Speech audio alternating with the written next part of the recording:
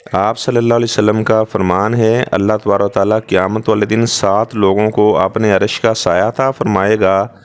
Number 1، آپ صلی اللہ علیہ وسلم نے فرمایا کہ وہ بادشاہ جو عدل کرنے والا ہے، امام عادل۔ نمبر 2، شاب ناشا فی عبادت اللہ، ایسا نوجوان جو اللہ تعالیٰ کی عبادت میں پروان چڑھا۔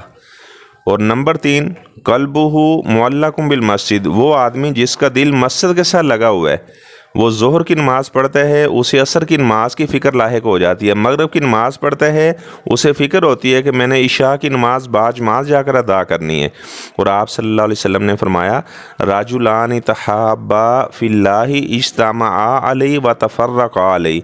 2 مسلمان جو اللہ کی رضا کے لیے آپس میں محبت کرنے والے ہیں، ایسے خوش نصیبوں کو بھی اللہ تعالیٰ عرش کا سایہ عطا فرمائے گا۔ اور آپ صلی اللہ علیہ وسلم نے فرمایا، راجل ذاکر اللہ خالیہ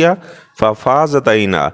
ایسا انسان جو تنہائی میں بیٹھا تھا اپنے گناہوں کو یاد کر کے رونے لگا، اس خوش نصیب کو بھی اللہ تعالیٰ عرش کا سایہ عطا فرمائے گا۔ اور آپ صلی اللہ علیہ وسلم نے فرمایا، جس آدمی کو کسی حسینہ جمیلہ عورت نے بدکاری کی دعوت دی اور اس نے کہا انی اخاف اللہ، میں اللہ سے ڈرتا ہوں،